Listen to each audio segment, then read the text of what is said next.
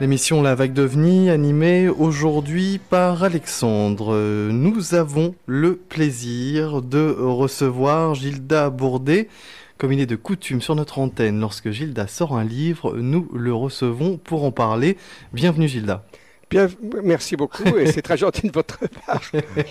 Gilda Bourdet qui a fait paraître ce nouveau livre. Alors je dis nouveau, on peut aussi peut-être parler d'édition augmentée. C'est vous qui dans quelques instants nous expliquerez exactement le contenu de ce livre. OVNI vers la fin du secret, paru aux éditions JMG dans la collection Le Temps Présent. Gilda Bourdet, OVNI vers la fin du secret, c'est la reprise d'un livre paru en 2001, OVNI, la levée progressive du secret. Oui. Tout d'abord, pourquoi avoir réalisé ce livre ? Parce que depuis 2001, il s'est passé beaucoup de choses et des livres avaient un petit peu disparu des rayons, il faut l'avouer, et mon éditeur souhaitait le relancer et m'a proposé de refaire une nouvelle édition. Bon, j'ai hésité, puis j'ai accepté, et je ne le regrette pas parce que, en faisant ce travail, je me suis rendu compte que ça valait vraiment le coup parce qu'il s'est passé beaucoup de choses. C'est toujours difficile de reprendre un livre parce que j'imagine que on a peur de se répéter, Oui. On a peur qu'on soit accusé d'avoir fait un livre de trop, un livre qui ne sert à rien. Eh bien, écoutez, le public jugera. Pour le moment, il démarre bien, et je pense que c'est quand même, disons, un bon travail qui va permettre à beaucoup de gens de se mettre au courant. Bon, c'est un peu en convergence avec un livre récent que vous connaissez, Coupry et Kragel. Moi, c'est un petit peu plus technique, si on veut. Eux, c'est vraiment une initiation pour grand public. Et moi, je propose un livre un peu plus épais et un peu plus technique, mais qui va dans le même sens et qui est également une bonne introduction générale. Gilda, vous nous dites que depuis 2001, il y a des éléments nouveaux. En tout cas, il y a eu beaucoup de nouveautés. Oui. Beaucoup de nouveautés par rapport à des témoignages, à des découvertes, ou beaucoup de nouveautés parce que on travaille mieux maintenant sur le sujet, on affine, on a une méthodologie qui fait qu'on a retrouvé des choses qui étaient déjà là auparavant, mais qu'on n'avait pas su voir. Ben, c'est un peu tout ça, en fait. Il y a de nouveaux témoignages. Par exemple, sur Roswell, il y a eu une véritable petite révolution sur Roswell avec deux auteurs, Tom Carr et Donald Schmitt. Bon, j'ai fait un livre l'année dernière assez volumineux sur l'affaire. Et là, je le reprends avec encore une mise à jour supplémentaire dans mon livre ici. Donc, les gens qui ne connaissent pas du tout, ils pourront lire le chapitre sur Roswell et ils seront bien informés quand même. Et puis, il y a plein d'autres choses. Je pense... Par exemple, la conférence de 2007 à Washington qui était remarquable.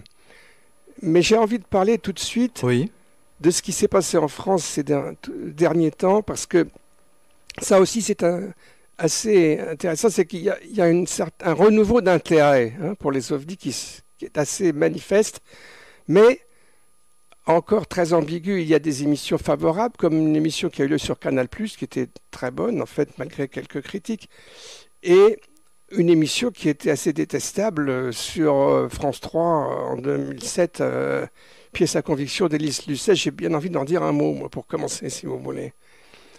Alors, c'est une émission qui se donnait des airs d'être équilibrée, ouverte, mais qui en fait était complètement acquise aux sceptiques, puisque sur le plateau, il y avait Pierre Lagrange, il y avait Henri Brock, qui est un sceptique bien connu. Et alors, ils me font rigoler, ces sceptiques, parce qu'ils se contredisent entre eux. Par exemple, Henri Brock, sur le plateau, à la fin, c'était la fin de l'émission, a dit oui, il doit y avoir des civilisations extraterrestres, mais c'est beaucoup trop loin. Elles sont beaucoup trop loin pour venir nous voir. Mais en même temps, à peu près au même moment, il y avait un autre sceptique, l'astronome Vidal Madjar, qui raconte, lui, qu'il sort un nouveau livre, je crois, que nous sommes seuls dans l'univers parce que s'il y avait d'autres civilisations, il y a longtemps qu'elles soient venues nous voir. Donc ils se contredisent totalement. Alors, quant à l'émission, franchement, il y avait des choses, c'était vraiment très très très truqué. Par exemple, sur l'affaire de Trans-en-Provence, qui est bien connue. Bon, pour ceux qui ne savent pas, en 1981, il y a eu un atterrissage d'un petit ovni dans un jardin à Trans-en-Provence. Le Témoin a été maintes fois interviewé. Ça a été très bien étudié par le GEPAN à l'époque, avec l'INDRA, le professeur Bougnas, qui a étudié les plantes. Il y a eu des effets sur les plantes. Il y a eu une trace circulaire au sol. Mais ça a été complètement massacré à l'émission. Ils ont réussi à faire dire au vieux bonhomme que c'était peut-être des traces de pneus d'un camion. Alors, quand on voit comment le jardin est agencé, c'est quasiment insensé comme explication. Et alors, hop, ça y est, emballé. Élise Lucet a dit, ben voilà, c'est ça. Et alors, il y avait le malheureux Jean-Jacques Velasco sur le plateau qui a été pris complètement de court, qui a été complètement déstabilisé. C'était absolument effrayant. De même, sur cette émission, j'ai envie de rajouter un mot, si vous permettez, c'est sur la politique américaine du secret, qui, pour moi, est un élément central de toute l'ufologie. J'en parle longuement dans mon livre, je reviens tout le temps là-dessus. Il y a des choses complètement ridicules qui ont été dites et répétées. On a ressorti l'opinion de l'ancien historien de la CIA, Gerald Haynes, qui a reçu le jeune journaliste de l'équipe d'Élise Lucet, et qui a expliqué que les ovnis, c'était des confusions avec les avions secrets. Le U-2, notamment, mais l'avion U-2, avec des longues ailes droites, a fait son premier vol en 1955, alors que 8 ans après les premières grandes vagues. Donc c'est parfaitement ridicule, qui ont commencé en 1947. Et ainsi de suite, tout était comme ça dans cette émission. Voilà, allez, j'ai vidé un petit peu mon sac, mais je pourrais continuer pendant un quart d'heure, si vous voulez, mais on n'a pas le temps. Hein. Non, on va plutôt s'arrêter sur votre livre aujourd'hui, Gilda Bourdet. Alors Gilda, nous vous connaissons à l'antenne, mais il y a des personnes qui découvrent cette émission et qui vous découvrent. Vous intéressez à l'ufologie et vous travaillez sur l'ufologie depuis combien d'années maintenant ? Ah bah ça fait une bonne vingtaine d'années que je travaille vraiment activement sur la question. Vous êtes spécialisé sur l'affaire de Roswell, on a fait de nombreuses émissions sur le sujet. Je ramène nos auditeurs à ces émissions-là parce que sinon ça nous prendrait des heures et des heures. Mais pourquoi avoir choisi ce cas de Roswell ?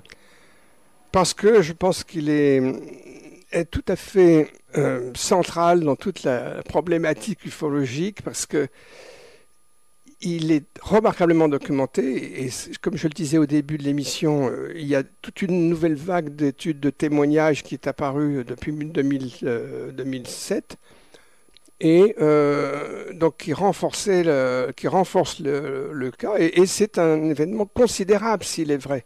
C'est le crash d'un ovni aux États-Unis en 1947 dans la région de Roswell, avec récupération de cadavres et même d'un survivant. C'est absolument fabuleux comme histoire. 2007, pour de nouveaux témoignages. 1947. Oui. Certains vont se poser la question à savoir d'où viennent ces témoignages, parce que là on est en train de sauter les générations. Oui.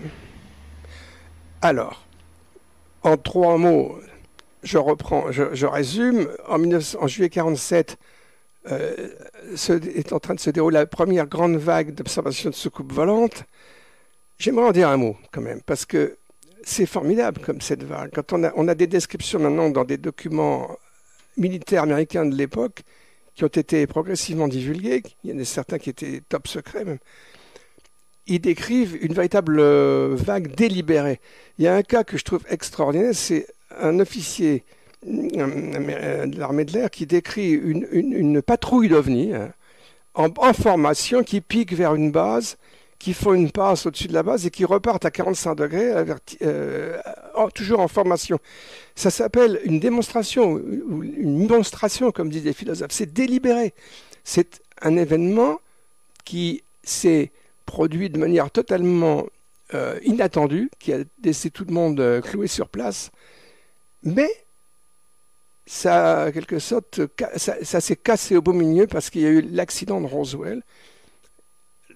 Puis juillet 1947, la base des bombardiers nucléaires de Roswell a fait un communiqué de presse fracassant, disant qu'ils avaient trouvé une soucoupe dans la région et qu'ils avaient tout emballé.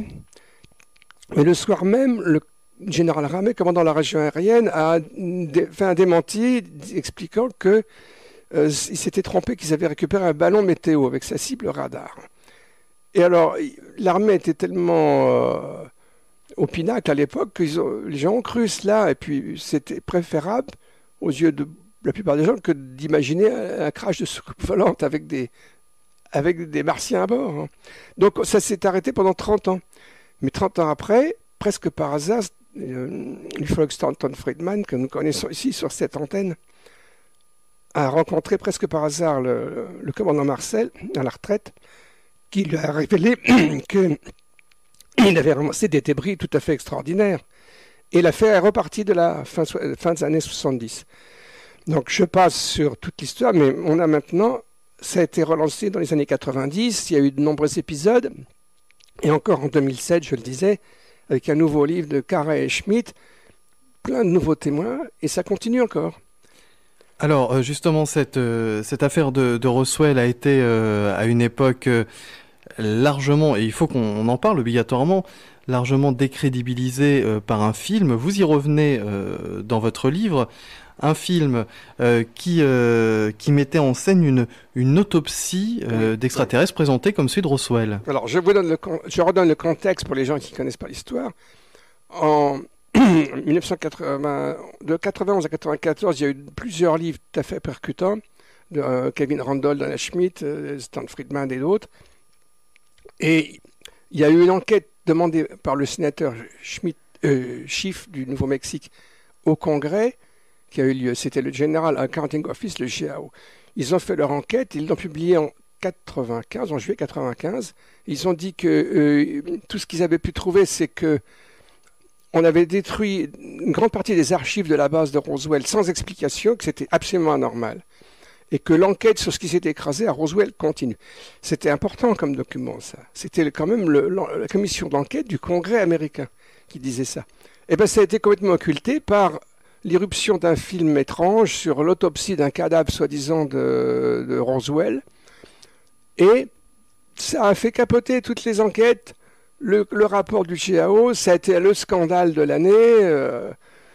Vous connaissez à peu près, enfin je crois qu'il y a pas mal de gens qui s'en rappellent encore. Et ensuite, on a mis en doute ce film avec toutes sortes d'arguments, mais on n'a pas réussi vraiment à le démolir. Ça reste un objet très étrange. Selon vous, c'est un missile, ce film, un missile téléguidé et qui a atteint sa cible? Ah oui, j'en suis absolument certain, même pratiquement certain, parce qu'il y a des témoignages qu'on a recueillis par la suite de gens qui ont vu le film, qui ont dit qu'ils avaient vu le film avant dans les archives de l'Air Force ou à la CIA aussi. Donc c'est extrêmement glauque comme histoire. Là-dessus, le petit producteur de musique anglais qui avait divulgué le film, il s'est mis à raconter n'importe...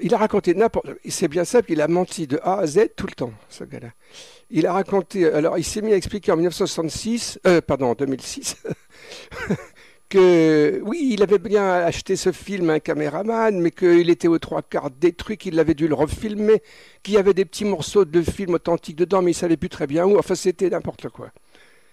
Et alors, du coup, l'ufologue anglais qui le soutenait, Philippe Mantol, a dit « Ah non, non, là, je mets les pouces, j'en ai marre, je n'y crois plus. » Mais l'année d'après, il y a un nouveau venu qui a débarqué, qui s'appelle Spiros Melaris, qui a raconté une autre histoire, qui a dit que c'est lui qui avait tout tourné le film, que Santi lui avait passé la commande, mais d'ailleurs, il lui avait pas payé, il allait lui faire un procès. Bon, on attend toujours le procès. Hein.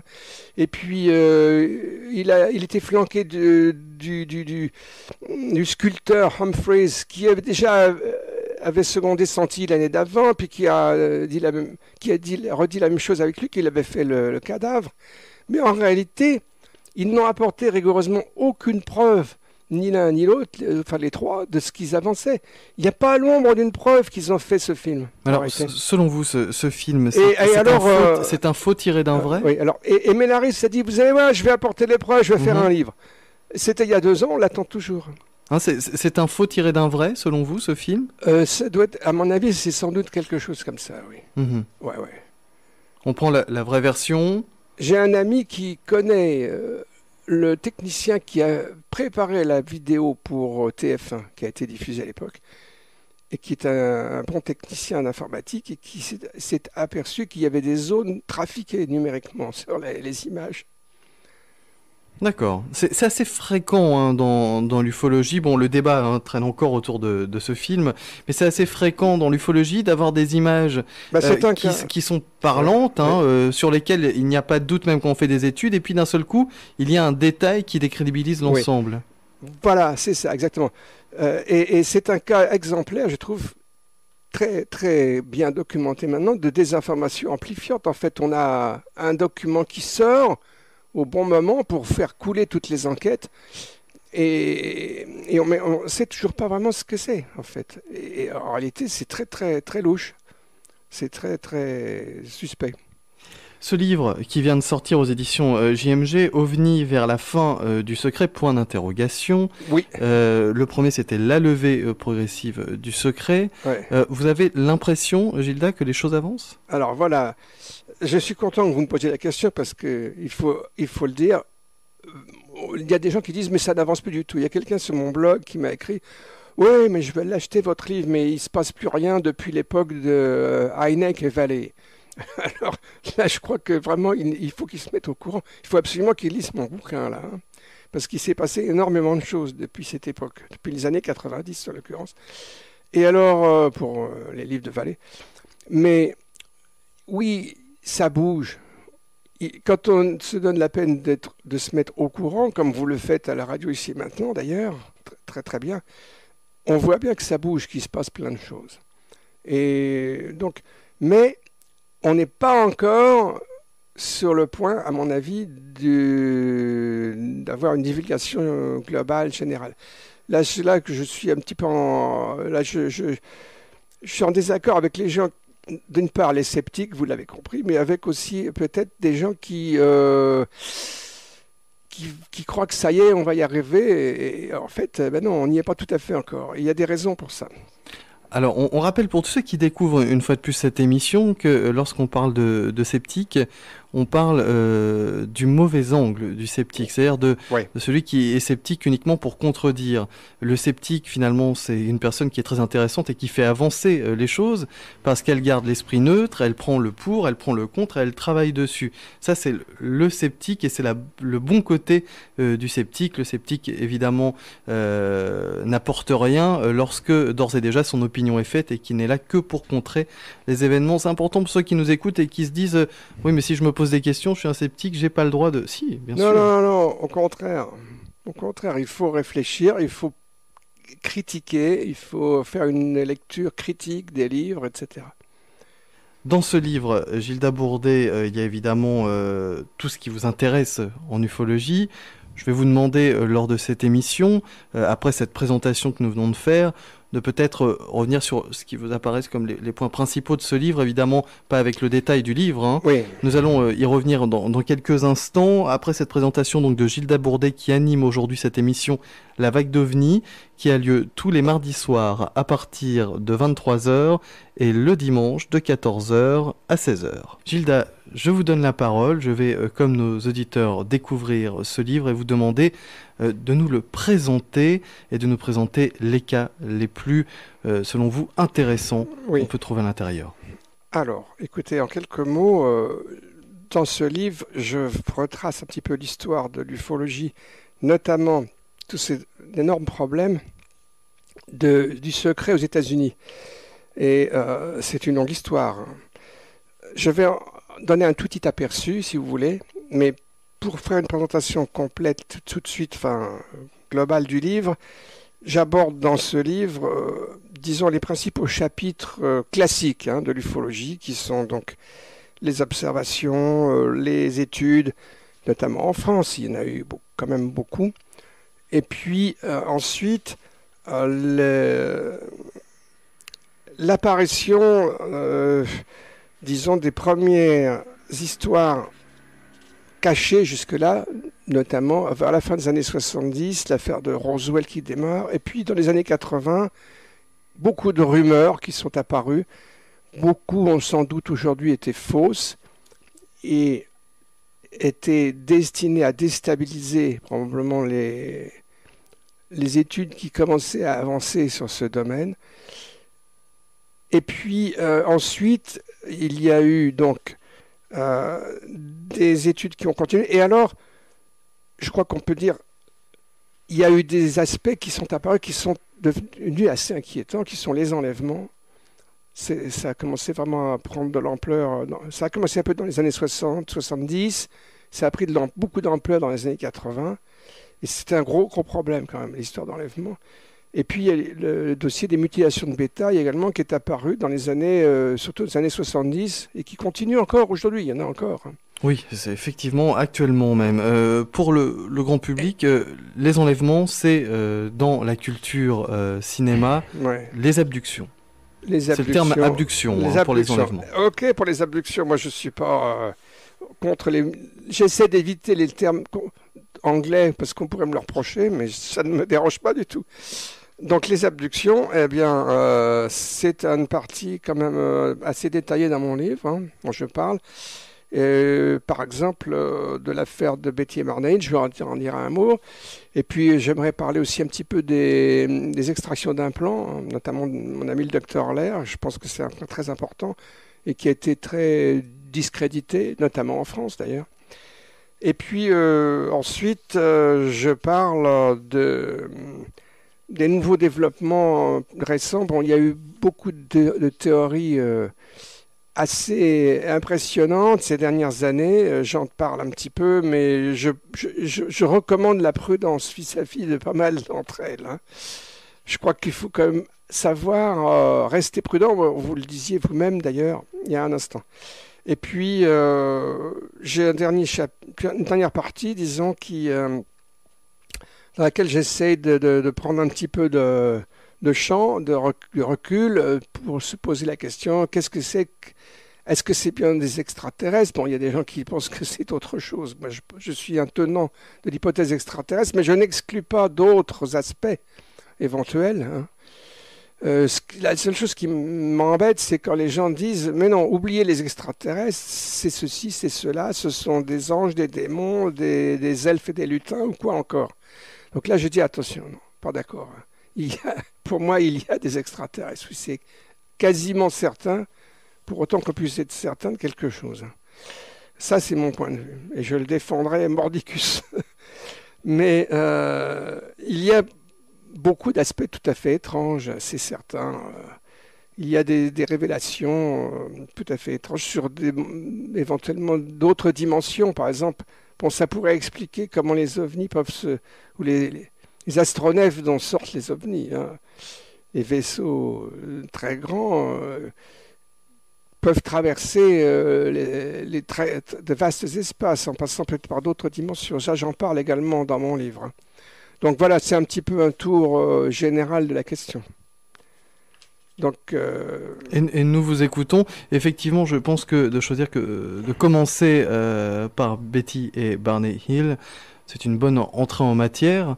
Donc les enlèvements, les abductions pour le grand public. Oui, sauf que c'est pas dans cet ordre-là que j'y... Enfin, non, mais c'est pas... Si vous voulez. Je veux bien qu'on commence par cette histoire. Oui. Eh ben, allons-y. Donc, au début des années 60, c'est en 1966 qu'a surgi publiquement l'histoire de Betty et Barney Hill, qui était un couple mixte, racial. Betty Hill était blanche et Barney Hill noir. C'est pas inintéressant à signaler. Mais ils ne s'intéressaient pas du tout aux ovnis, ces gens-là. Ils étaient travailleurs sociaux, ils étaient très impliqués dans le militantisme, les civil rights, les droits civils, des choses comme ça. Les ovnis, ça ne les intéresse absolument. Ils n'y connaissaient absolument rien. Or, ça leur est tombé sur la tête. Ils revenaient de vacances du Canada, ils habitaient dans l'Est, dans le Nord-Est des États-Unis, et ils ont vu un ovni qui s'approchait de leur voiture, la nuit tombée, et puis ils ont eu 2 heures de... Ils se sont arrêtés, ils l'ont vu de près, et puis plus rien. Ils se sont retrouvés sur la route 2 heures après, complètement groggy. Ils sont rentrés chez eux avec 2 heures de retard. Et puis ça les a travaillés, et puis finalement ils se sont rappelés peu à peu, et comme Barney souffrait, était très déstabilisé par ces histoires, ils sont allés voir finalement un psychiatre, un excellent psychiatre, le docteur Benjamin Simon, qui a fait 6 mois d'hypnose séparément. Ils ont raconté la même histoire. Ils se sont rappelés d'avoir été enlevés à bord d'un ovni. Et c'est une histoire tout à fait solide et crédible, en fait. Il y a eu des... Bon, je passe sur les détails, mais il y a beaucoup de détails qui sont crédibles. Et il y a un aspect très intéressant dans cette histoire. C'est que Betty Hill, sous hypnose, s'est rappelé que le chef, entre guillemets, des extraterrestres, qui avait l'air un peu humanoïde, comme ça, mais pas tout à fait humain, a eu un dialogue avec elle, télépathique plus ou moins, et lui a montré une carte, et s'est rappelé d'une carte qu'elle a dessinée. Or, cette carte est très intéressante parce que, d'après des études qui ont été faites, ensuite, en comparant cette carte avec les étoiles proches du système de la région de notre Soleil, on pense avoir repéré des étoiles, et notamment un couple d'étoiles proches l'une de l'autre, Zeta Reticuli 1 et 2, à 37 années-lumière de la Terre, sauf erreur, oui, c'est-à-dire pas très loin, entre guillemets, dans l'espace. Or, ce sont des très bonnes candidates, parce qu'elles ont, pour la naissance d'une civilisation extraterrestre, elles ont 1 milliard d'années d'ancienneté par rapport à nous. Elles sont pas tellement... Et comme elles sont proches l'une de l'autre, c'est Stan Friedman qui explique ça très bien, qui soutient avec beaucoup de vigueur cette histoire. Et on peut imaginer, dans la psychologie d'une civilisation qui naît sur des planètes autour de ces étoiles, qui sont vraiment attirées par l'espace en voyant un autre soleil pas très loin. Voilà, c'est très intéressant comme histoire. Et moi, je crois qu'elle est vraie. C'est en tout cas une des histoires les plus fameuses et oui. les plus connues de l'ufologie. Ce psychologue qui a mis sous hypnose ce couple séparément, lui-même s'intéressait aux ovnis déjà? Pas du tout, non, il n'y connaissait absolument rien, mais il a été très secoué par cette histoire. En fait, il a été co-auteur du livre qui a été écrit ensuite, dans lequel il dit « Oui, c'est vrai, et il est certain, il est évident que Betty et Barney croient absolument à leur histoire. » Ça, c'est un point important, qu'ils ne sont pas fabulateurs, qu'ils sont persuadés que ça leur est arrivé. Mais lui, le docteur Simon, dit « Moi, je ne peux pas y croire, c'est pas possible. » Voilà. Ça, c'est une réaction assez typique, ça aussi. Il y a un a priori idéologique qui empêche de croire à ce que l'on voit. Mais on voit aussi une chose en lisant le livre, c'est qu'il a passé son temps à essayer de leur faire dire qu'ils avaient rêvé. Et chaque fois, ils disent « Non, c'est pas vrai, on n'a pas rêvé. » Alors, il y a aussi cette notion hein, dans cette affaire d'enlèvement de temps manquant. Voilà, il y a 2 heures de temps manquant, donc ils ne se rappellent pas du tout ce qui leur est arrivé. Ils se retrouvent sur la route complètement assommés, mal fichus. Et ça, c'est classique. Il y a eu ensuite de nombreuses histoires de ce type.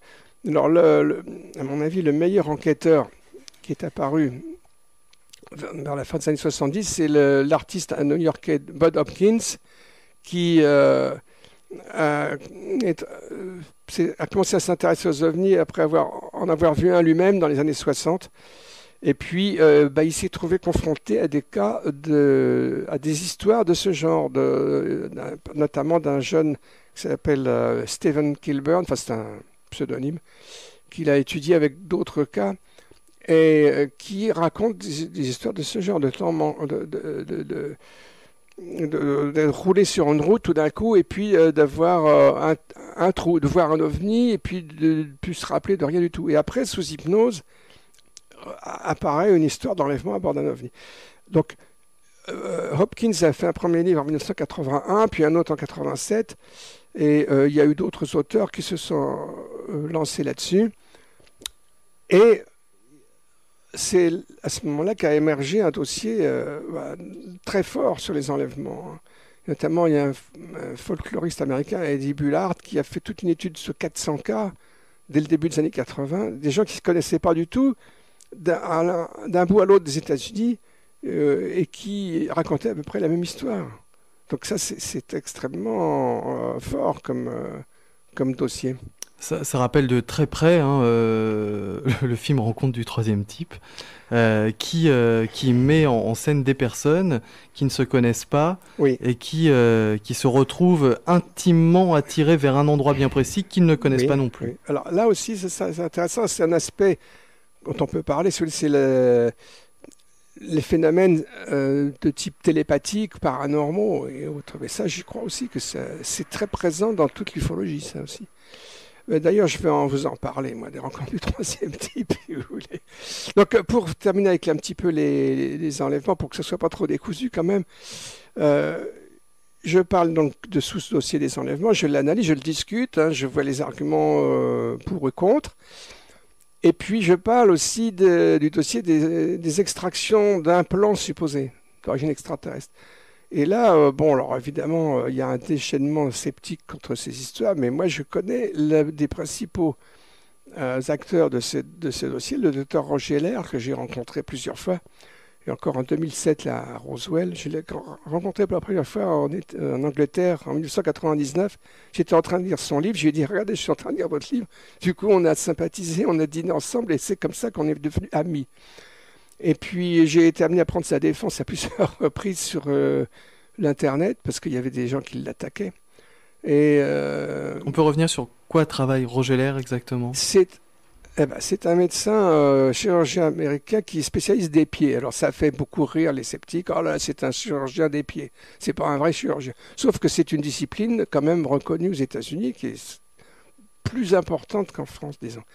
Et il a eu l'occasion de faire plusieurs extractions de petits objets suspects à partir des années, milieu des années 90.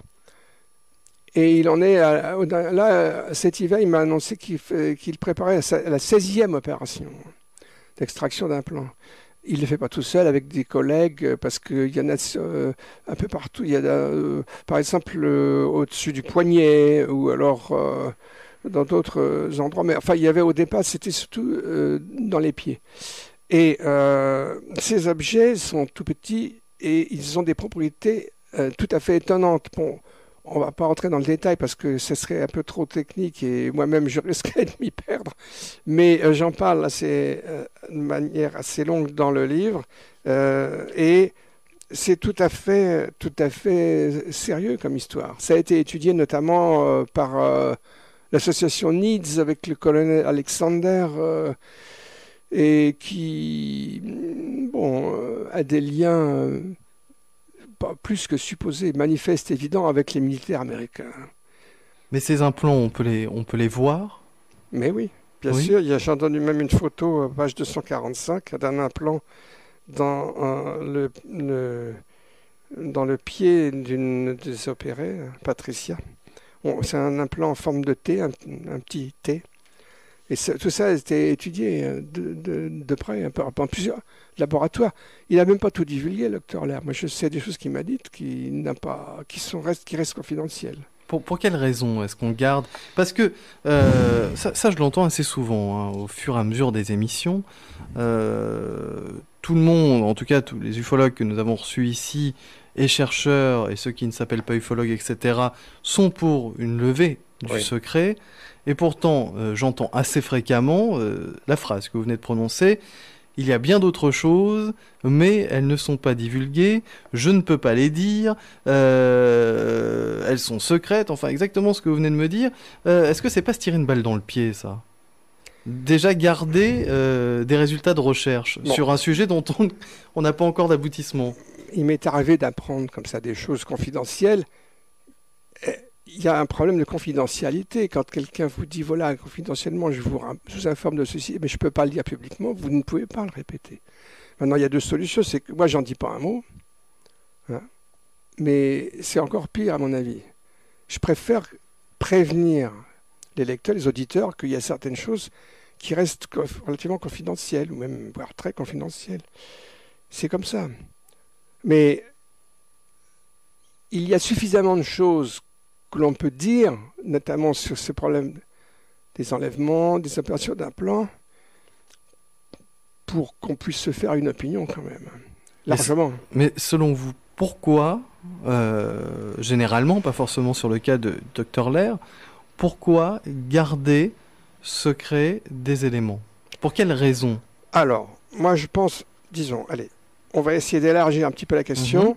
Pourquoi le secret? Eh bien, moi, je pense qu'on a eu raison de maintenir le secret pendant un certain nombre d'années, mais que ça commence à bien faire. Voilà, je vous le dis comme ça, un peu brutalement. Il faudrait quand même...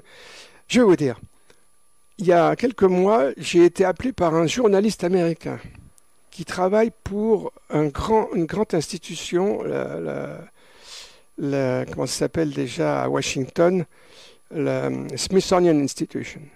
C'est typiquement américain, c'est privé, mais ça travaille très étroitement avec le public. Ce sont eux qui tiennent le grand musée de l'air et de l'espace sur les grandes esplanades de Washington.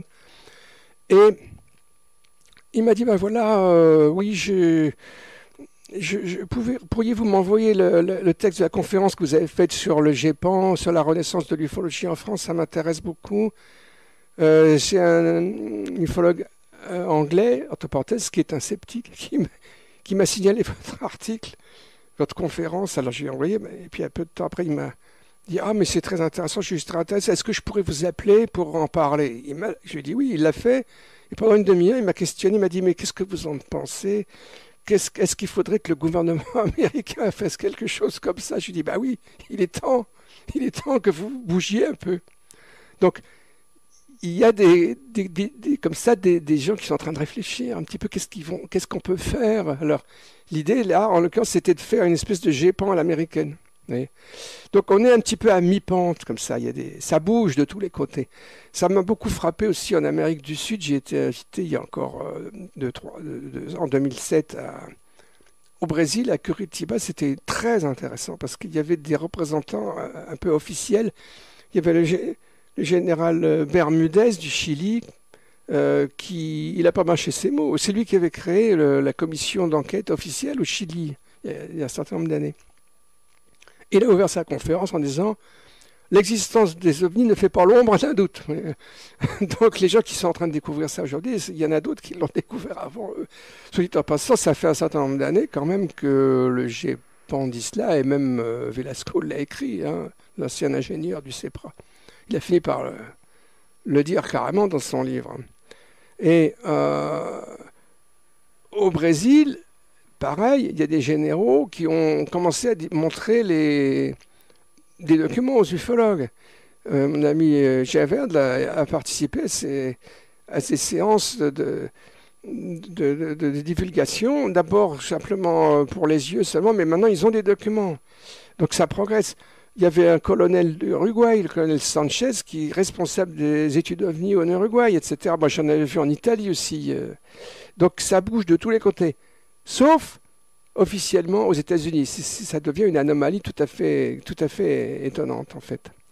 Donc, bon, je ne sais plus très bien où nous en étions, mais... On était sur Roger Lair, et sur la fin de Roger Lair qui vous disait, vous nous disiez que Roger Lair avait gardé des... Oui, voilà. Pourquoi est-ce qu'il y a eu tant de secrets? Voilà, j'ai un peu dérapé, excusez-moi. Pourquoi est-ce qu'il y a eu tant de secrets? Je pense que parce que c'est un dossier extrêmement dérangeant et impressionnant. Si vous voulez, allez... On revient un tout petit peu sur les idées fondamentales à ce sujet. Moi, je crois que ce qui se prépare, c'est le deuxième choc cosmique, en fait. Le premier choc cosmique, pour moi, c'est la découverte de Copernic-Galilée, hein, que la Terre est une petite bille qui tourne dans l'espace, autour du Soleil, et que l'espace est immense. Ça, c'est le premier choc, mais c'était un choc philosophique, si on veut. Ça n'a pas eu d'impact sur la vie des gens. Aujourd'hui, cette affaire des ovnis, ce qui pose la question de présence d'extraterrestres, en visite ou même pour certains peut-être depuis longtemps, et dans le coin, si j'ose dire, ça pose un autre genre de problème. C'est beaucoup plus impressionnant et redoutable parce qu'ils sont là. Il y a des gens qui se font enlever, qui se font abducter presque chez eux même. Et c'est très étrange. Ils sont là, on a l'impression qu'ils sont capables de traverser les murs, mais ça flanque la trouille, ça, ces choses-là. Et donc, et puis, même une découverte comme Roswell, je veux dire, c'était un choc énorme déjà à l'époque. Voilà des extraterrestres à bord d'une soucoupe, on les a récupérés, on les a autopsiés, etc. Et on a gardé ça secret. Ah, j'avoue que je trouve ça compréhensible ça ne pouvait probablement pas être divulgué brutalement. Enfin, en tout cas, ils n'ont pas voulu le faire. Et peut-être ont-ils eu raison, parce que on a besoin d'une longue préparation pour franchir ce cap. Pour sortir de notre ego, sortir de notre nombrilisme, et accepter le fait qu'on ne soit pas seul dans l'univers, en tout cas avec une intelligence. Et qu'on n'est pas les plus forts non plus. Et qu'on n'est pas les plus forts, donc selon vous, cela justifie. Mais alors, quand on a ce genre de réflexion, on se dit aussi que on se dirige naturellement vers une révélation.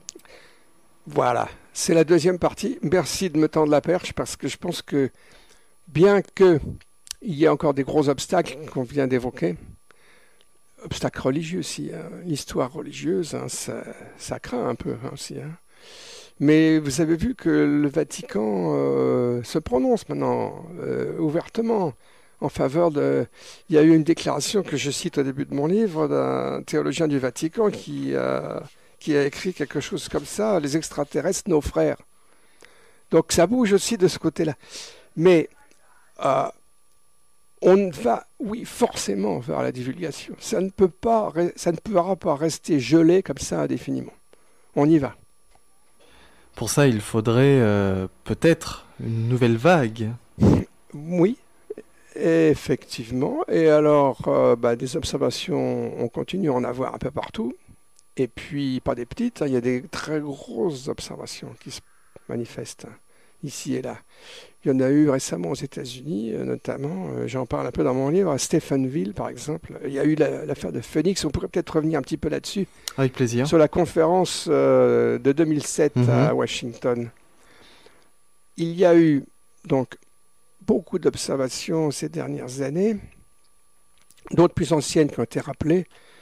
Il y a eu une très belle conférence organisée par deux journalistes, Leslie Keane, que vous connaissez. Nous l'avons même interviewé ensemble à Châlons, en Champagne. Tout à fait. Il y a quelques années. Je m'en souviens parfaitement. C'est une personne très sympathique. Hein. Vous êtes d'accord? Tout à fait d'accord. Voilà, Leslie Keane et James Fox, que je ne connais pas. Mais c'est une bonne, excellente équipe. Ils ont réussi à monter une conférence à Washington en septembre 2007 qui était très bien faite, avec une brochette de 18 ou 19 invités de très bonne qualité. Il y avait même 2 ou 3 Français d'ailleurs. Et parmi les invités les plus percutants, il y avait le président de la séance qui était l'ancien sénateur de l'Arizona, Pete Symington, qui a présenté ses excuses publiquement. Parce qu'il y avait eu une observation d'OVNI extraordinaire à Phoenix en Arizona il y a quelques années, j'ai plus la date en tête, je crois que c'était en 98. Et lui, il avait joué au sceptique, il avait tourné en ridicule les observations. Et il a expliqué pourquoi, parce qu'il ne voulait pas voler la population à l'époque. Mais qu'après réflexion, 10 ans plus tard, il en parle. Il dit oui, je l'ai vu cet OVNI. Oui. C'était un énorme OVNI. Il avait fait une conférence de presse tout à fait incroyable avec un faux extraterrestre. Oui, déguisé en aliens, là, avec un masque d'alien. Et le gars, il a dit qu'il était vraiment pas content d'avoir dû jouer ce rôle, d'ailleurs. Oui. Et si je ne me trompe pas, ce cas est traité remarquablement dans ce documentaire que je conseille à tout le monde. C'est OVNI quand l'armée enquête, ce documentaire qui est passé sur Canal+. Exactement. Je vous avais tout à fait raison de le mentionner parce qu'on a critiqué ce documentaire. C'est dommage. C'est vrai qu'ils ont donné un petit coup de bâton au début et à la fin aux ufologues, mais il faut pas se vexer comme ça. Oui, parce qu'il y a vraiment beaucoup de choses à l'intérieur, qui crédibilisent et qui montrent que les recherches sont effectuées au plus haut niveau. Excellent doc. Ça, c'est de la bonne télé. Alors que l'émission dont je parlais au début, Madame Élise Lucet, excusez, mais c'était vraiment très mauvaise télévision, ça. C'est dommage parce qu'elle est très bonne enquêtrice, elle a fait de très bonnes émissions par ailleurs. C'est d'autant plus dommage. Mais là, en 2007, il y avait des témoins de première classe. Par exemple, donc j'ai cité Pete Symington, mais on peut citer le général de l'armée de l'air, Parviz Jafari, qui est venu d'Iran exprès pour témoigner de ce qu'il avait vu en 1976. Il avait intercepté un OVNI en Iran, dans la région de Téhéran, à bord de son chasseur Phantom, et c'était époustouflant comme histoire. il y a eu deux chasseurs l'un après l'autre. D'ailleurs, il y en a un des deux, je ne sais plus lequel, qui avait ordre de tirer. Quand il a voulu tirer, ces canons se sont enrayés, toute l'électronique est tombée en panne. Alors il s'est éloigné, et quand il s'est éloigné, tout s'est remis en marche. C'est intéressant aussi, ça. Ça mérite quand même un arrêt sur image, parce que l'OVNI, il ne l'a pas descendu, il aurait pu le descendre probablement d'une pichenette. Disons les choses franchement. Simplement, il l'a neutralisé. Il a dit, allez, va-t'en mon gars, éloigne-toi. Donc là aussi, il y a une espèce de monstration, là, parce qu'il était là, il attendait les chasseurs apparemment. Et même cas, tout à fait semblable, c'est le commandant péruvien Santa Maria qui était témoin, là. Il est filmé dans le film dont nous parlions. OVNI quand l'armée enquête. On le voit, c'est un des meilleurs témoins de ce film, où il explique devant la caméra comment il a intercepté un OVNI à pas très haute altitude, à 600 mètres d'altitude, tout près d'une base militaire au Pérou. Et l'OVNI, il a vidé ses chargeurs. Et il ne s'est rien passé du tout. Sauf que l'OVNI s'est élevé, a monté rapidement. Alors, comme il avait un chasseur très performant, il a réussi à le suivre, à le rejoindre jusqu'à l'altitude de je ne sais pas combien, 17 000 mètres. C'était son plafond. Là, il y a l'OVNI qui l'attendait, il a tourné autour, et puis il est obligé de redescendre. C'est extraordinaire. Ça aussi, c'est une monstration, ça. Alors, la neutralisation des armes, ça revient assez souvent, notamment ces silos à missiles, désactivés, désarmés. Oui, parlons-en. Juste un mot quand même pour dire que, attention, hein, il y a eu des avions qui se sont fait descendre, hein, on en est certain de ça. Hein. Mais c'est dans la fin des années 40, début des années 50, il y avait une politique d'interception et des tentatives de descendre des ovnis. Et il y a des avions qui se sont fait descendre. Et ils ont arrêté à ce moment-là. Bon, je raconte ça aussi dans mon livre, mais je peux pas tout dire. On ne peut pas rentrer trop dans le détail aujourd'hui. Ouais. On fait un tour d'horizon. Voilà. Et alors là, oui, vous m'invitez à dire un mot d'une affaire tout à fait intéressante. C'est l'un des aspects les plus solides de toute l'ufologie, mieux documenté, c'est que les ovnis surveillent les armes nucléaires. Alors, on a plein de témoignages là-dessus. Aux États-Unis, en Russie, en Grande-Bretagne, en France même. Le Cometa a cité le cas d'un Mirage 4, un bombardier atomique qui a été poursuivi et de près secoué même. Hein. Ça a secoué les ailes par un ovni.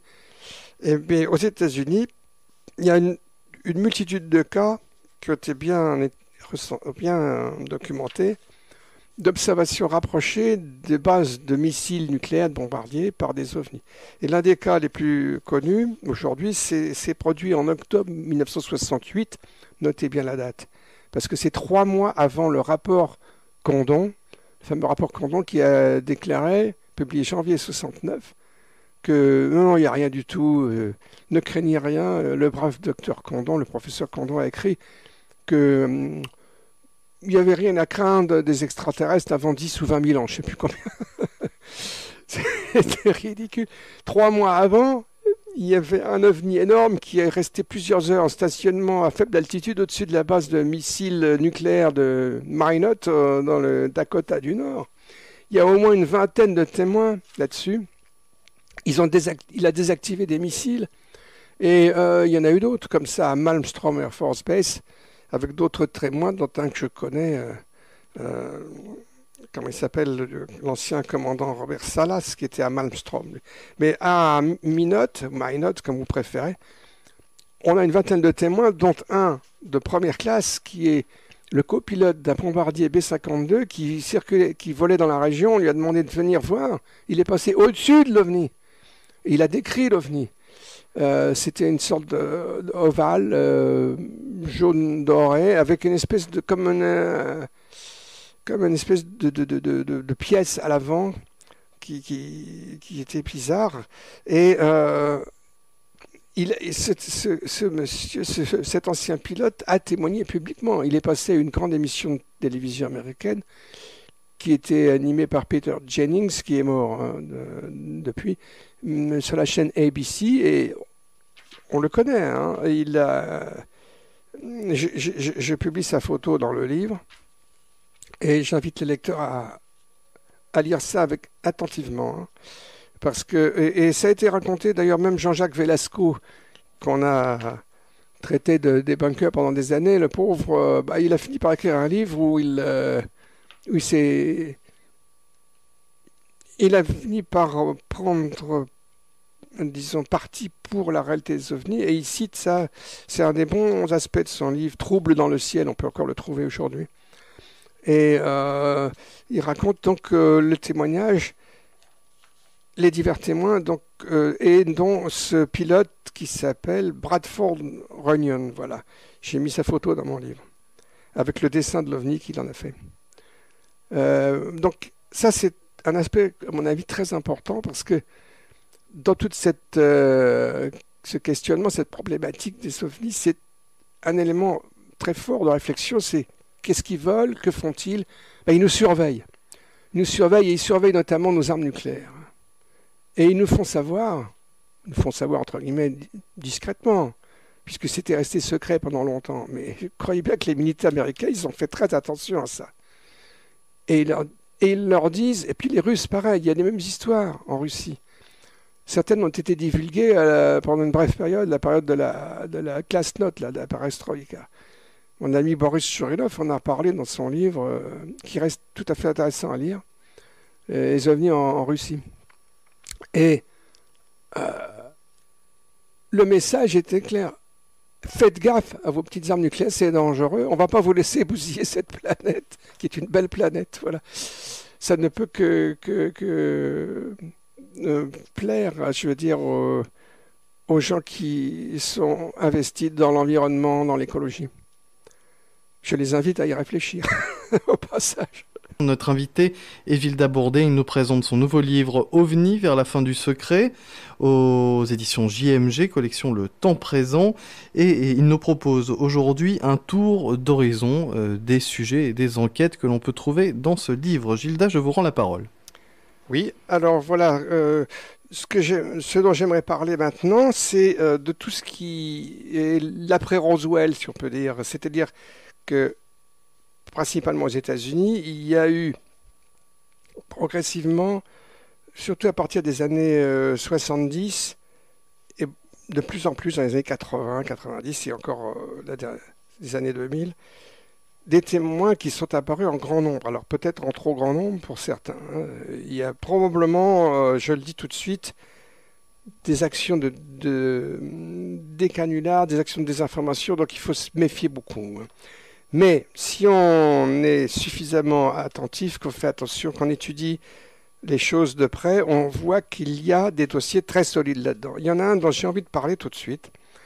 C'est l'histoire d'une rencontre très secrète qui aurait eu lieu, peut-être une première rencontre, avec des extraterrestres, des aliens si vous préférez, sur une base américaine au Nouveau-Mexique, la base de Holloman, qui se trouve tout à fait au sud du Nouveau-Mexique, près de la frontière mexicaine. Et ça aurait eu lieu, alors la date, il y a plusieurs dates. Et ça aurait peut-être lieu 1962 ou 64 ou 71. Mais peut-être que toutes les dates sont bonnes, en fait. Ça, faut faire attention, hein. Il ne faut pas dire « Ah, mais alors il y a 3 dates, donc c'est faux ». Ben non, c'est peut-être pas faux du tout. Alors voilà, ça commence en 1973. Non, pardon, en 1974 paraît un petit livre de Robert Emenegger, qui est un cinéaste américain, qui s'intitule UFOs Past, Present and Future. Les ovnis, le passé, le présent et l'avenir, le futur. Et bon, c'est un titre assez mirobolant, si on veut, mais qui raconte une petite histoire qui se serait peut-être passée sur la base de Holloman, entre autres choses, hein, dans ce petit livre, et qui aurait donc eu lieu à Holloman, et là il parle de la date de 1971. Et il raconte que en 1973, donc un an avant l'apparition du livre, des officiers américains lui avaient proposé de faire un film sur le sujet, avec son associé Alan Sandler. Et on leur avait promis de leur fournir tout un un morceau, tout un enregistrement de film sur 16 mm montrant notamment cette rencontre extraordinaire avec des extraterrestres sur la base de Holoman. Mais, donc ils étaient évidemment très alléchés, très intéressés, Menegher et Sandler, mais un an après, on leur a dit ah ben non, c'est pas possible à cause des événements politiques, et le projet a capoté. Mais cette histoire ne s'arrête pas là, car tout a rebondi avec une émission qui a eu lieu en 1988, grande émission sur la grande chaîne, l'une des plus grandes chaînes américaines, c'était CBS, je crois, et en direct, grosse émission intitulée UFO Cover-Up, point d'interrogation, live, point d'exclamation, c'est-à-dire le secret sur les ovnis, oui, on vous en parle en direct. Et alors, au cours de cette émission, qui en fait était très bien faite, et il y avait de nombreux invités. Bud Hopkins était l'un des invités. Il a raconté qu'ils avaient été obligés de répéter. Ils avaient fait une répétition générale de l'émission. Moi, cette émission, je l'ai revue 2 fois, elle est bien foutue. Hein. Contrairement à ce qu'on a raconté, notamment Jacques Vallée, qui a dit que ça avait été bâclé. Mais alors, j'y viens, là. Jacques Vallée, vous allez voir pourquoi. C'est que, par pièce et par morceau, on peut reconstituer l'histoire suivante. Hein. C'est que, donc, je reviens en mai 73, ce sont 2 colonels qui ont proposé aux cinéastes dont je parlais, Sandler et Menegher, de tourner un film que le gouvernement prépare pour la divulgation d'informations sur les ovnis. Et ces colonels étaient en activité à l'époque, le colonel Robert Coleman, qui était un ancien porte-parole de Livre Bleu, soit dit en passant, et le colonel Weinbrenner, commandant du service technique de l'armée de l'air à la base de Wright-Patterson dans l'Ohio. C'est là que se trouvait la commission Livre Bleu, entre parenthèses. Juste un mot sur le colonel Coleman pour le situer, c'est que il a raconté, il était là à cette émission, il a raconté également que, alors qu'il était officier d'active à bord d'un bombardier P-25, il avait vu de près un ovni, qu'il avait fait un rapport et qu'il avait transmis à la hiérarchie. Et par la suite, il est devenu membre de la commission Livre Bleu, il était devenu attaché de presse pour la commission Livre Bleu. Il a voulu voir son dossier, son rapport, et il n'y avait rien. Incidemment, ça montre bien, on le sait par d'autres recoupements, en réalité, les dossiers importants, les dossiers chauds n'ont jamais figuré dans les archives de la commission Livre Bleu. Mais bon, c'est une parenthèse, mais là, ça devient quand même très, très intéressant, parce que ce sont ces gens-là, le colonel Coleman et le colonel Weinbrenner, en poste au service technique d'armée de l'air, qui proposent donc à 2 cinéastes de faire un film et qui vont leur fournir des documents exceptionnels, dont presque 800 pieds, 18 minutes de film, montrant la rencontre avec 3 aliens à Holoman en 1971. Alors, comme je le disais il y a 2 minutes, ça a capoté. Mais quand même, ils ont été invités ce même mois. Les 2 colonels en question ont emmené Menegher et Sandler à la base de Norton, où ils ont rencontré un 3e colonel, le colonel Paul Chartle, qui était responsable des programmes audiovisuels, des archives des programmes audiovisuels de l'armée de l'air, et qui leur a dit « Oui, j'ai vu, je vous promets, je vous fournirai le film, je l'ai vu. » Mais c'est un peu plus tard que le colonel Coleman les a avertis que c'était pas possible à cause du scandale du Watergate, en fait. Mais là, Menegher était frustré. Il a décidé d'aller à la base de Wright-Patterson pour voir le colonel Weinbrenner en personne et lui demander qu'est-ce qui se passe. Et là, il y a eu une curieuse comédie dans son bureau, c'est qu'il s'est mis à lui faire comprendre qu'il était sur écoute. Et il s'est mis à parler à côté de la question. Mais en même temps, il lui a montré le livre d'Alain Hynek, qui était paru déjà à cette époque-là. Hynek, ancien conseiller scientifique de l'Air Force pendant toutes les années 60, après la fermeture de Livre Bleu, fin des années 60, a fait son livre, comme vous savez, qui a eu beaucoup de succès, disant « Mais moi, je ne suis pas du tout d'accord, il y a des ovnis. » Et il avait offert et dédicacé ce livre au colonel Coleman, qui l'avait là. Donc, Emmenegger a compris que même dans son propre bureau, le colonel Coleman, le colonel Weinbrenner, pardon, ne pouvait pas parler ouvertement. Ça veut dire une chose intéressante, c'est que c'était un projet qui n'avait pas l'aval officiel de toute la hiérarchie. C'était des gens, moi je le comprends comme ça, qui ont essayé de monter une opération un petit peu de divulgation, mais qui n'y sont pas parvenus. Voilà ce qui s'est passé, à mon avis. Et un autre aspect de cette histoire, soit dit en passant, c'est dans le film, on l'a dans le film français de OVNI, le secret américain, qui est paru, qui a été divulgué, de Vincent Gielli, qui a été diffusé par France 2 en 2001. À la fin de ce film, on voit Alan Hynek qui révèle on voit l'assistante Zeni Genman d'Alan Hynek qui raconte que son patron lui avait confirmé qu'il y avait bien eu, très brièvement, qu'il y avait bien eu une rencontre à Holloman Air Force Base. Alors, comment est-ce qu'il savait ça, Alan Hynek? Eh bien justement, c'est là qu'il entre en scène, parce qu'en 1974, donc, il a été contacté, et c'est Vallée qui raconte ça dans son livre, Révélation. Hynek a été contacté par ses colonels qui l'ont invité, il y est allé avec Jacques Vallée, pour discuter d'un projet de film. Et c'est là qu'ils ont remis la question sur le tapis, avec cette fois Hynek et Vallée, en leur demandant de participer pour essayer de faire avancer le projet. Et alors, qu'est-ce qui se passe? Eh bien, c'est Jacques Vallée qui a dissuadé Hynek d'y participer. Il le raconte lui-même, hein, parce qu'il trouvait que ce projet était fantaisiste. Et il n'a même pas essayé, apparemment, de voir le film en question.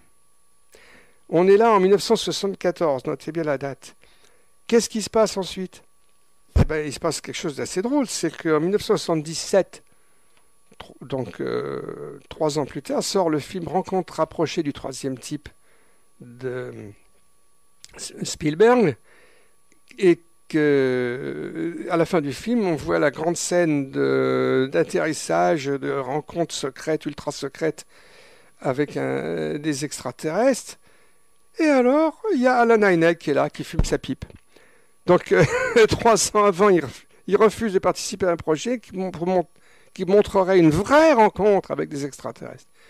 Mais 3 ans après, on le voit dans un film qui a été tourné 2 ans après, en fait, où il partit. Donc, il y a quelque chose de bizarre. Moi, je comprends de la manière suivante, c'est qu'il a dû être terriblement frustré de ne pas pouvoir participer à un vrai film, et qu'en quelque sorte, il s'est consolé en participant au film de fiction. Moi, je comprends ça comme ça. C'est assez plausible, à mon avis. Mais c'est pas fini, là, cette histoire, parce qu'en 1983, c'est la journaliste Linda Moulton Howe, qui s'est vue proposer, elle aussi, ce film. Encore une fois, ça a capoté. Je passe rapidement. Et puis, en 1985, c'est Jacques Vallée qui raconte lui-même que dans son livre Révélation, Emmenegger l'a recontacté pour essayer de participer à un nouveau projet encore. Et lui et Hynek sont retournés à la base de Norton, et Vallée raconte qu'ils ont été reçus par 2 généraux, s'il vous plaît. Le général Millet et le général Scott. Et Vallée explique que ces gens-là lui ont paru être des contactés, des illuminés, que c'était pas sérieux, et qu'il a convaincu Hynek de refuser de travailler avec eux. Moi, je vous dis les choses. Et c'est ensuite, en 1988, qu'a été diffusé le film UFO, l'émission UFO Cover-Up Live, donc sur une grande chaîne américaine. Et tout le monde a trouvé cette émission ridicule parce qu'il y avait un agent secret derrière un écran qui s'est mis à raconter des trucs, évidemment, qui étaient destinés à faire rire, que les aliens aimaient la musique tibétaine et la glace à la fraise, alors tout le monde a ricané que c'était complètement ridicule. Mais moi, je répète que cette émission était très bien, très bien faite. Et, entre parenthèses, tournée à Washington sur un grand studio de télévision à Washington, avec des agents secrets à bord, ça a été confirmé, c'était des vrais agents secrets. Donc il y a là aussi un aspect très très bizarre de divulgation masquée, progressive, mais avec des agents retardateurs, si j'ose dire, avec des choses qui sont plantées dedans pour que ça n'aille pas trop vite. Voilà un exemple qui est quand même bien documenté de tout un scénario de révélation avec deux pas en avant, un pas en arrière, et ça avance finalement quand même. Cas un, cas un, avec des révélations qui s'accumulent. Et alors voilà, ça c'est un exemple que j'avais envie de raconter un peu, et qui montre aussi autre chose, c'est qu'il y a des gens dans l'ufologie qui jouent un rôle assez curieux. C'est le moins que je puisse dire. Beaucoup voient, juste pour m'arrêter une dernière fois sur Rencontre du troisième type, beaucoup voient dans Rencontre du troisième type, plus qu'un film, un documentaire. Mais on pourrait faire de nombreuses émissions sur ce film. C'est un film de fiction, mais moi je suis à peu près certain, après tout ce que je viens de vous raconter, et j'ai pas tout raconté, que oui, ça reposait sur des faits réels. Voilà. Continuons le tour d'horizon de votre livre, Gilda. Eh bien, alors, donc, je reviens un tout petit peu en arrière pour quand même dire, parce que j'en parle longuement dans mon livre, qu'à partir des années 70, il y a eu donc énormément de témoignages qui ont été recueillis notamment par un excellent enquêteur américain qui s'appelait Leonard Stringfield, qui était lui-même un ancien militaire d'ailleurs. Il s'était intéressé aux ovnis parce qu'il en avait vu un à bord d'un avion à la fin de la guerre, il s'en allait au Japon. À bord d'un avion militaire, ils ont vu un ovni. Déjà, c'était avant 1947. Et alors, il a recueilli, dans les fins de l'année 70, pas mal de témoignages, je signale en passant, notamment de médecins qui ont fait des autopsies. Et il y a plusieurs dessins qui ont été publiés. J'en ai moi-même publié 2 dans mon livre, page 199, et qui sont assez proches des descriptions des petits aliens de Roswell, entre parenthèses. Et il y a tout un faisceau de témoignages qui ont été recueillis sur ce qui s'est passé après Roswell et après peut-être d'autres crashs. Il y a eu plusieurs crashs d'ovnis, semble-t-il. Ils ne sont pas tous sûrs et certains. Entre parenthèses, Kevin Randle a écrit un livre là-dessus. Il vient de le rééditer. Et c'est un livre intéressant, je suis en train de le lire, sur les crashs. Kevin Randle, c'est l'un des principaux enquêteurs de l'affaire de Roswell, pour rappeler les choses. Juste, je vous interromps un instant, je pense à l'auditeur qui est derrière son poste. Comment être sûr et certain d'un crash? Vous, à quel niveau mettez-vous la barre, Gilda Bordet, pour dire « Nous ne sommes pas sûrs et certains qu'il y a eu des crashs ». D'accord. Alors, à quel niveau est la barre pour être sûr et certain? Eh bien, il y a au moins 2 cas dont moi je suis sûr et certain, qui sont Roswell et Virginia. Pourquoi? Parce qu'il y a tout un faisceau de témoignages concordants, énorme dans le cas de Roswell. Il y a au moins une centaine de témoignages. Virginia, on n'en a pas vraiment parlé là aujourd'hui. On peut peut-être juste un petit mot et puis Oui. Virginia, c'est une histoire tout à fait différente et très étrange, elle aussi. Vous avez traduit le livre d'ailleurs sur... Oui, j'ai traduit le livre de mon ami Roger Heller. Tout à fait. C'est l'éditrice française comment ça s'appelle, de Grenoble qui l'a convaincu d'écrire ce livre. Et je l'ai traduit au fur et à mesure. Ce qui fait qu'il est paru en français avant de paraître aux États-Unis d'ailleurs. Et c'est une histoire, parce qu'il a pu enquêter au Brésil, parce qu'il est connu au Brésil. Il était bien mieux reçu au Brésil qu'en France, entre parenthèses. Et alors... Il a pu enquêter, mais il n'est pas le seul. Donc, c'est une histoire tout à fait étonnante. Ça se passe en janvier 1996. Et il y a tout d'un coup un faisceau de témoignages étonnants sur l'apparition de petits êtres avec des gros yeux rouges, et dont un qui était blessé dans la banlieue d'une petite ville, une ville de 100 000 habitants, Virginia, au Brésil. Et il y a tout un faisceau de témoignages sur, en effet, ce qui semble avoir été un crash d'ovnis dans la région. Et il y a plusieurs êtres tout à fait étranges qui ont été trouvés là, dont un qui était blessé, qui a été soigné sur place. On connaît le médecin qui a dû réduire une fracture d'urgence dans un hôpital. Roger Heller l'a rencontré à 2 reprises hein, avec les enquêteurs brésiliens. C'est tout à fait extraordinaire comme histoire. Et bien entendu, alors on voit les Américains qui arrivent et qui ramassent des morceaux. Bon. Mais attendez, il y a quand même une chose à rajouter, c'est que là on est en 96. Depuis lors, moi c'est mon impression, les Brésiliens et d'autres pays d'Amérique latine se sont beaucoup affranchis de la tutelle américaine. Ils ont vraiment pris leur indépendance maintenant. Hein. C'est pour ça que c'est une des raisons qui me font penser que ça va bouger. Hein. C'est pas fini. Hein. Donc voilà, il y a ces histoires-là. Il y a d'autres histoires de crash. Bon, j'en évoque quelques-unes. Il y a eu une histoire du côté de Del Rio, la frontière du Texas, qui avait l'air assez solide, mais le témoin principal a été contesté. Donc je vais pas insister là-dessus. Il y a d'autres histoires tout à fait étonnantes. Bon, il y en a une qu'on peut évoquer. C'est un ovni qui était passé à basse altitude, qui semblait en difficulté, enfin un engin extrêmement mystérieux, et qui a irradié de femmes et leurs enfants. Ça se passe c'est Betty Cash et Vicky Landrum au Texas en décembre 80. Et j'en parle aussi un peu.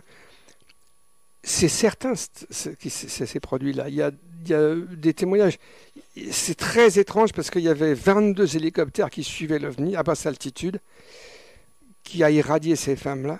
Elles sont finies par mourir de cancer, hein, toutes les deux. Elles étaient sur le plateau de UFO Cover-Up Live. Et alors, il y a une scène effrayante, étonnante, c'est que l'agent masqué derrière un rideau a parlé de ça. Il leur a dit « Ah oui, c'était un engin que nous avons fabriqué avec l'aide des aliens, mais qui a mal fonctionné. » Ah bon. Merci beaucoup. Vous écoutez Radio Ici et Maintenant 95.2, c'est l'émission La Vague d'OVNI qui est présentée aujourd'hui par Gilda Bourdet, qui nous présente son nouveau livre OVNI vers la fin du secret, paru aux éditions JMG dans la collection Le Temps Présent. Gilda ? Oui, eh bien écoutez, il faudrait aussi parler des mutilations de bétail, juste un mot peut-être, parce que tout de même c'est très important et ça continue.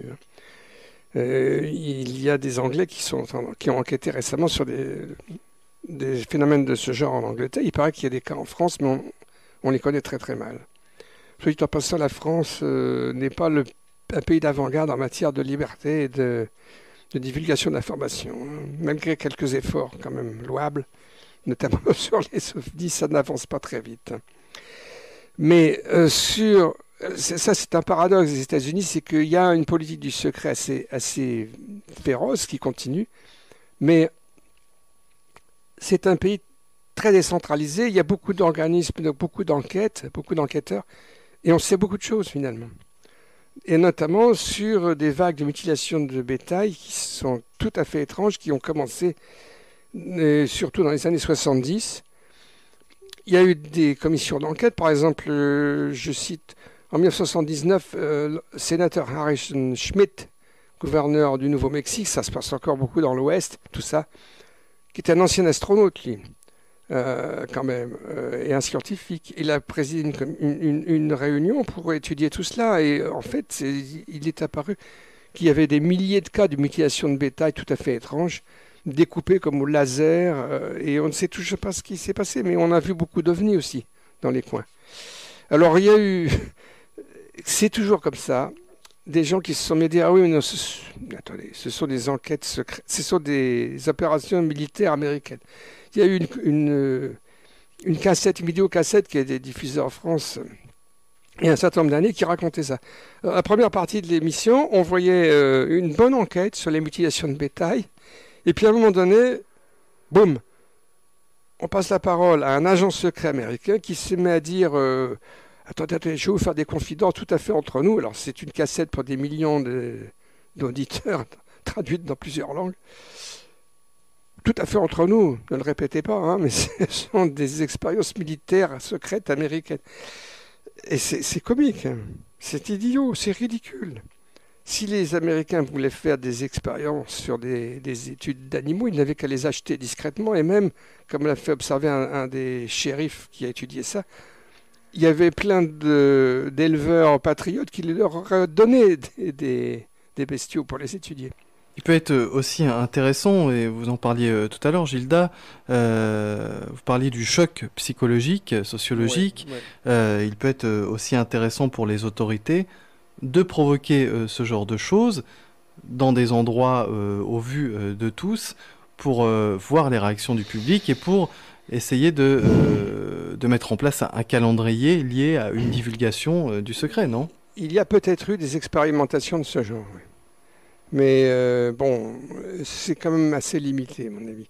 Dans le cas des mutilations, oui, il semble qu'il y a peut-être eu des cas de mutilation militaire, mais on les a... Mais ils sont très marginaux, en fait. Mais parce que ça peut faire partie de la logique que vous aviez développée tout à l'heure par rapport au fait que, je vous cite, on peut comprendre qu'en 47, il n'ait pas eu envie immédiatement de divulguer un tel secret de crainte d'un vrai choc. Il y avait la crainte d'un choc considérable dès 1947. Il y a eu peut-être des tentatives, j'en ai parlé tout à l'heure, là, de divulgation à des niveaux, échelons intermédiaires, des colonels, des généraux. Ça n'a pas marché, qui ont raté, qui ont été étouffés. Et puis ensuite, il y a ces nouveaux dossiers qui sont apparus dans les années 80, les mutilations de bétail dont nous parlons, et les enlèvements, les abductions, qui ont en quelque sorte fait reculer le processus de divulgation, parce que de nouveau, ça a été l'embâcle, ça a été le gel de toute tentative pendant des années. Il y a eu l'affaire de Roswell aussi qui est venue, donc qui a commencé à s'étaler dans la presse avec des enquêtes tout à fait remarquables, et ils ont tout reverrouillé pendant des années. Donc c'est seulement peut-être maintenant que des officiels américains commencent à se dire il faut qu'on fasse quelque chose. Je vous ai parler d'un journaliste officieux qui m'a interrogé. Je suis sûrement pas le seul qu'on a comme ça questionné pour voir qu'est-ce qu'on peut faire. Donc, il y a eu... Oui, c'est ça qu'il faut ajouter. C'est que dans les années 80 sont apparus des témoignages sensationnels, mais éventuellement... pas sûr du tout. Bon, l'un des plus célèbres, c'est celui de Bob Lazar, Robert Lazar, jeune scientifique qui s'est mis à raconter qu'il avait été embauché dans un labo secret sur la zone 51 à Groom Lake pour étudier des soucoupes. Il est très bizarre ce type parce qu'il a l'air sincère. Donc, moi je m'interroge encore parce qu'il y a des choses idiotes qu'il raconte. Des choses qui tiennent par la route. Il dit qu'il a eu manipulé l'élément 115 qui sert de combustible pour ces soucoupes volantes. On leur a prêté, ils ont eu des soucoupes récupérées ou prêtées par les aliens pour les étudier. Et alors, ça marche avec un élément 115 qui permet de faire des réactions matière-antimatière. C'est hyper dangereux comme matériau, si vous voulez. Si toutefois il existe, parce que normalement l'élément 115, on l'a encore jamais trouvé en physique. On connaît l'élément 114, on a trouvé l'élément je ne sais pas combien, 117, mais ils sont très très instables. Ils se décomposent immédiatement. Il y a peut-être un îlot de stabilité, c'est pas totalement absurde, mais il raconte qu'il a pu emporter chez lui un morceau dans sa sacoche. Ça tient pas debout, ça. Donc il y a des choses qui tiennent pas debout comme ça. C'est intéressant ce dont vous parlez. Vous nous parlez un peu du côté ridicule de l'ufologie. Ça me rappelle ce que nous disait Joël Ménard sur l'antenne encore dernièrement. Ça l'énervait ce côté ridicule parce qu'il était là, il était toujours présent dans l'ufologie. Il y avait des choses qui étaient tellement invraisemblables qu'on avait presque l'impression que tout était fait pour qu'on ne puisse pas étudier sérieusement devant les yeux de tout le monde les sujets, parce qu'il y avait des choses qui étaient vraiment à mourir de rire. Oui. Alors là, c'est intéressant, vous me renvoyez la balle pour évoquer encore cet aspect-là qui est très important. C'est effectivement l'absurdité, les témoignages absurdes. Et il y a beaucoup de gens qui se sont penchés là-dessus, qui ont voulu y réfléchir, notamment Aimé Michel, déjà depuis longtemps. Il y a des exemples dans la vague de 1954. Moi, j'en cite dans mon livre. Il y a un cas tout à fait extraordinaire qui s'est passé près de la frontière belge. C'est un automobiliste qui s'est retrouvé immobilisé et paralysé dans sa voiture et qui a vu arriver vers lui deux espèces de pantins, des espèces de guignols, habillés comme des gendarmes ridicules, et qui se sont mis à lui dire télépathiquement allez prévenir les hommes que nous allons attaquer la Terre. C'est manifestement du guignol, c'est une blague. Hein. Alors qui fait ça? Ce ne sont pas des services secrets, ce ne sont pas des auteurs de canulars. Parce qu'il y avait des phénomènes étranges et paranormaux, il était paralysé, puis ils apparaissent, disparaissent, tout ça. Ce sont des canulars extraterrestres ou aliens. Et moi, je ne veux pas me prononcer, je ne veux pas fermer les portes, parce qu'il y a des gens, mon ami Joël Ménard pense que, du coup, il en arrive à penser avec pas mal d'autres que c'est plus des extraterrestres, ce sont des entités, des êtres plus ou moins antipathiques, voire très antipathiques, qui nous manipulent, et ce, depuis des milliers d'années. Là, on ouvre la porte à tout cet aspect historique absolument fantastique, et qui pèse lourd lui aussi, et qui est probablement l'une des raisons, l'une des motivations du secret. Alors là, on peut en parler pendant 1 heure, si vous voulez, mais là, on n'a plus le temps, je crains. Vous en parlez dans votre livre Vision Céleste, si je ne me trompe pas. Voilà, c'est ça. J'ai fait un autre livre là-dessus qui s'appelle... Bon, c'est une nouvelle édition de mon premier livre qui s'appelait Enquête sur l'existence d'êtres célestes et cosmiques, paru en 1994, qui a eu pas mal de succès d'ailleurs. Et là, je l'ai refait sous le titre Vision céleste, vision cosmique. Malheureusement, il a eu peu de succès. Bon, je ne sais pas, il n'y a pas eu de publicité, mais je suis assez content de ce livre. On peut encore se le procurer. Et là, j'ai un peu déroulé toute l'histoire, cette fois illustrée, abondamment illustrée, de toutes ces visions historiques. Bon, évidemment, il y a toutes les visions bibliques.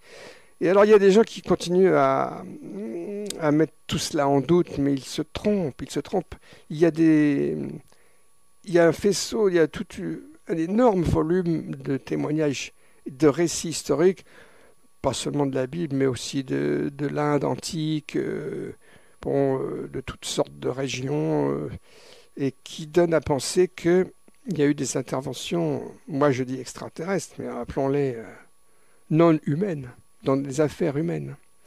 Donc là aussi, on est... il faut réfléchir à cet aspect-là qui est très important, qui est peut-être même le plus fondamental. Bon, on peut citer l'affaire de Fatima. Il y a 2 livres qui sont sortis récemment sur Fatima. Le livre de l'amiral Pinon, Tout à qui fait. est malheureusement décédé. J'ai beaucoup été impressionné par son décès brutal. J'avais déjeuné avec lui 10 jours avant. Hein.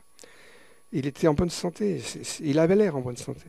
Et puis le livre traduit du portugais qui vient de paraître aux éditions du Mercure dauphinois. Je cherchais le nom tout à l'heure. C'est un éditeur qui fait des très bons livres. Hein. Il n'en fait pas beaucoup, mais il a fait un très bon livre. Et ça, ce livre, je suis en train de le lire. C'est un livre très technique. Il faut connaître déjà l'histoire de Fatima. Donc on peut lire le livre de l'amiral Pinon et puis... Qui vient de reparaître aux éditions Interkeltia. Hein. Voilà. Qui est très facile à se procurer en librairie. Tout à fait. Et le livre des éditions de Mercure dauphinois qui est très très pointu, qui va très très loin techniquement. Je le signale en passant. Hein. Pour les gens qui s'intéressent à ce genre de choses, c'est vraiment à lire. Hein. Gilda Bourdet, nous ne sommes plus très très loin de la partie de conclusion de cette émission. Je vous demanderai encore de nous citer quelques cas qui vous paraissent importants à mettre en avant dans la présentation de cet ouvrage qui vient de paraître aux éditions JMG. Bon, eh bien, nous pourrions peut-être revenir un petit peu à du classique, si vous voulez. Oui. Par exemple, c'est intéressant à évoquer en une fois encore, c'est la question... C'est la vague des triangles. Dans les années 80-90, il y a eu des vagues d'apparition d'ovnis en forme de triangle, souvent énormes, hein, en forme de losange, de boomerang même aux États-Unis. Pas beaucoup de gens le savent, mais il y a eu une énorme vague d'ovnis géants aux États-Unis à la fin des années 80, qui a été très bien étudiée. Il y a eu ensuite la vague belge 89, 90, 91, que nous connaissons bien en France, qui a été très contestée. Bon. Et puis il y a eu la même chose en Angleterre. C'est ce qui a convaincu l'anglais Nick Pope, que vous avez invité ici, que je connais bien. Nick Pope s'est trouvé affecté au poste de responsable des ovnis au ministère de l'Air britannique 91-93, pendant 3 ans. Il raconte qu'il est entré à ce poste ne sachant rien des ovnis, il en est sorti totalement convaincu de la réalité des ovnis. Et pourquoi cela? Parce que il s'est trouvé confronté à cette vague juste à ce moment-là. Et il a été très impressionné. Je l'ai vu raconter ça, tenez-vous bien, à table un soir à Saint-Marin, à la conférence de Saint-Marin en Italie, tenez-vous bien, l'astronome Frank Drake. Frank Drake, les gens qui s'intéressent à SETI savent très bien qui c'est. C'est l'astronome américain qui avait lancé les études d'écoute des étoiles avec sa fameuse équation sur la probabilité d'existence d'autres civilisations. Monsieur Frank Drake, tiens, c'est amusant ça, on pourrait terminer peut-être là-dessus. J'ai encore combien de temps là? Il nous reste 25 minutes, on a largement le temps. 25 minutes. Voilà. Ah bah, allons-y, on va faire cette petite parenthèse qui n'est pas mal. C'est que, moi je l'ai vu, je l'ai même photographié, Nick Pope expliquant à Frank Drake, en lui montrant un magazine brésilien, d'ailleurs, qui avait des dessins très intéressants, parce qu'eux aussi, ils en ont des triangles au Brésil. Et Frank Drake, à cette réunion, bon, il y avait 3 jours. Il y avait une journée sur SETI, il y avait 2 journées sur les ovnis, mais il est resté aux 3. Et il était manifestement très intéressé. Il m'a même demandé le texte de ma conférence en repartant. Et il a donc expliqué comment il était devenu convaincu de l'existence des ovnis. Et par la suite, c'est là que je voulais revenir parce que c'est assez amusant. J'ai vu un autre ufologue américain l'année d'après, Richard Haynes, qui s'occupe de tous les cas d'observation de pilotes, qui est très, très bon ufologue américain, lui-même ancien cadre de la NASA, le Dr. Richard Haynes. Et il nous a raconté, on a parlé de Frank Drake. Elle s'est dit, attendez, je vais vous en raconter une sur Frank Drake, c'est que, allez, on parlait de choses confidentielles, vous voyez, là je vais faire une confidence. Après tout, pourquoi pas. Allons-y, c'est que Richard Haynes a raconté qu'il était allé voir un témoin d'observation d'OVNI dans la région de San Francisco où il habite, ainsi que Frank Drake. Et puis quand il est arrivé, le témoin lui a dit « Ah mais vous n'êtes pas le premier scientifique à me rendre visite. » Ah bon? Et alors c'était qui l'autre? Ah ben c'était l'astronome Frank Drake. Voilà, donc ça c'est intéressant aussi parce qu'on voit que discrètement, dans le monde scientifique, il y a en fait pas mal de gens qui s'intéressent et qui étudient, mais qui ne se prononcent pas publiquement, qui font ça avec discrétion encore. C'est encore une autre raison pour laquelle moi je suis tout à fait convaincu que ça va évoluer et que finalement ça va finir par sortir tout ça. C'est inéluctable. Voilà. Et alors, donc je vous disais que je vais vous parler un petit peu de cette vague de 1990 en Belgique. Elle a été remarquablement étudiée, on le sait bien. Il y a des témoignages de première qualité, comme le général de Brouwer, qui était invité, d'ailleurs, l'un des invités marquants à la grande conférence de 2007 à Washington. Entre parenthèses, cette conférence est passée totalement sous silence en France, sauf dans un article dans la revue VSD. Il y a eu juste un article, à ma connaissance. Sinon, rien. Alors que c'était une très grosse conférence. Il y a quand même eu des réactions aux États-Unis à l'époque. Dans le Washington Post, il y avait un article élogieux dans le Washington Post quand même. C'est là qu'on voit qu'il y a quand même un sacré décalage. La France, c'est vraiment dans la queue du train. Dans ce domaine-là, comme dans quelques autres, d'ailleurs. Eh bien, c'est intéressant parce que on a mis en avant des arguments complètement ridicules pour expliquer la vague des ovnis, des triangles en Belgique. Bon, il y a des gens qui continuent à croire que ce sont des engins secrets. Moi, je dis que ça ne tient pas debout, parce que les performances, et le général de Brouwer et d'autres ont très bien expliqué que ça ne tient pas debout, que c'est exclu. Et c'est là qu'il est intéressant de rappeler un argument qui a été mis en avant, C'est l'historien de la NASA, Gerald Haynes, qui a raconté, qu'il a encore raconté aux jeunes journalistes à l'émission de France 3, que c'était des confusions avec des avions secrets. Et en réalité, ça ne rime absolument à rien, quoi. Ça a été très bien expliqué, notamment par le physicien Bruce Maccabee, qui est un très bon physicien américain et ufologue, qui a expliqué que ces explications ne tenaient pas debout. Voilà, donc on pourrait aussi citer pas mal d'autres cas. Je ne sais pas combien de temps vous m'accordez encore, parce qu'il y en a tellement que j'hésite sur les meilleurs cas. Il y en a un qui est pas mal non plus. Oui, alors on s'est demandé si des avions secrets pouvaient être la cause d'observation d'OVNI. Oui, probablement, c'est possible. Il y a des avions très secrets, il y a des drones, il y a des choses comme ça qui peuvent être prises pour des ovnis, hein. Mais certainement pas tous. Moi, j'ai envie de parler un petit peu, si vous m'accordez encore un moment, donc, de toute la discussion sur la propulsion et les voyages interstellaires. C'est quand même assez intéressant.